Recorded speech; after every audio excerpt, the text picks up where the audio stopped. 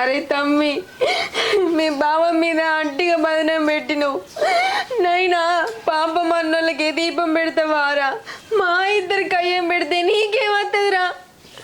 అనుకోక ఈ బావ అంతా వేసినంటే దొంగడిపే.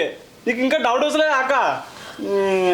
అక్క సరే ఇప్పుడు నుంచి అయినా బావ మీద కన్నేసించు. బావని అబ్జర్వ్ అయ్యాక బావ ఎట్లా చేస్తుండో.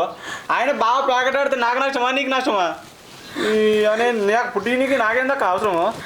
అంటే నిజంగా ప్యాకెట్ ఆడుతుండారా? అమ్మతోడ ఆడుతుండే నీకు తెలుస్తలేదు ఇంకా.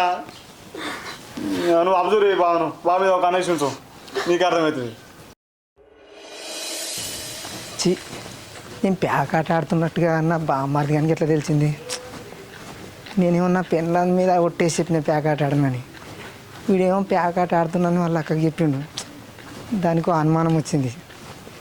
ఎట్లనన్నా వేసి దానికి ఉన్న అనుమానం పోగొట్టాలి, లేకపోతే ఇబ్బంది అయ్యేటట్టుంది.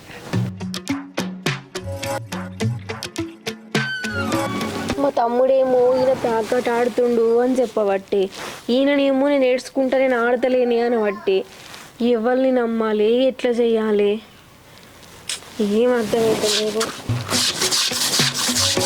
అక్క నువ్వు నన్ను నమ్మన్నా బావని నమ్మన్నా అని ఎందుకు డౌట్ పడుతున్నావే? ఖచ్చితంగా బావ ప్యాకెట్ ఆడుతుండే, నన్ను నమ్మి. ఇక నమ్మకపోయినావు అనుకో నువ్వే మోసపోతావు అక్క, చెప్తున్నా.